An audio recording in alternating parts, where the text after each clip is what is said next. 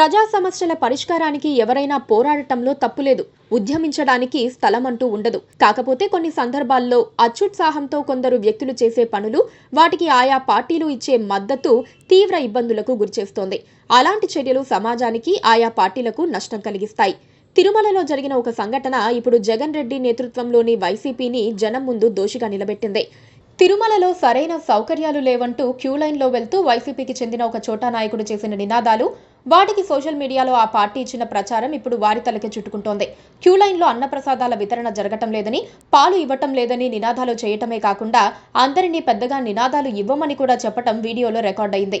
Video record చేసేందుకు వీలుగా ఉన్న ప్రదేశానికి క్యూలైన్లో వచ్చి తర్వాత ఆ వ్యక్తి నినాదాలిచ్చారు. దాన్ని వైసీపీ వాళ్లే రికార్డ్ చేసి సామాజిక మాధ్యమాల్లో వదిలారని తేలిపోయింది. తిరుమల క్యూలైన్లో భక్తులు అసహనంతో నినాదాలు చేసిన అంశాన్ని టీటీడీ తీవ్రంగా పరిగణించింది.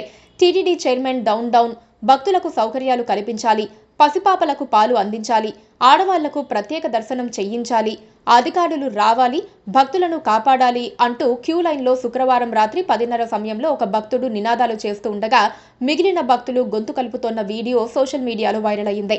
ఈ సంఘటనకు కారకుడు అని గుర్తించిన వ్యక్తిపై తిరుమల 2 టౌన్ పోలీస్ స్టేషన్లో బైండోవర్ కేసు నమోదు చేశారు. ఆ ఘటన తర్వాత టీటీడీ అదనపు ఈవో వెంకన్న చౌదరి స్వయంగా భక్తులను కలుసుకుని వారి సాధక బాధకాలు తెలుసుకున్నారు. టీటీడీ కల్పిస్తోన్న సౌకర్యాలపై భక్తులంతా సంతృప్తి వ్యక్తం చేశారు.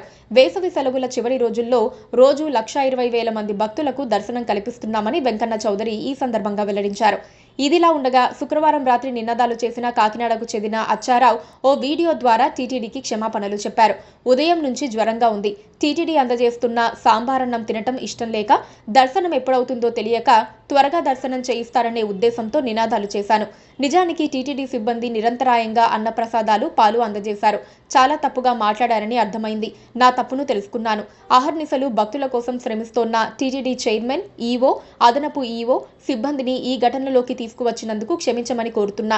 ఈ పొరపాటును మన్నించాలని విజ్ఞప్తి చేస్తున్నా అంటూ శనివారం దర్శనం అనంతరం వీడియో ద్వారా తెలిపారు. అచ్చారావు ఎవరు అన్నది ఇప్పుడు పెద్ద ప్రశ్న.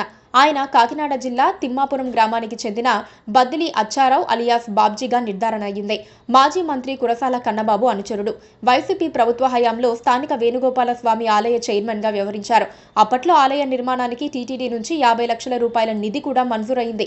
నినాదాలు చేస్తూ ఉండగా వీడియో తీసిన వ్యక్తిని గుర్తించామని, త్వరలో అతన్ని అరెస్ట్ చేస్తామని టీటీడీ విజిలెన్స్ ప్రకటించింది. ఏదేమైనా వైసీపీ నేతలు చేసిన ఓవర్ యాక్షన్ ఇప్పుడు శ్రీవారి భక్తుల ముందు వారిని దోషులుగా నిలబెట్టింది. Please subscribe to KTV Telugu. KTV Telugu. KTV Telugu. KTV Telugu channel.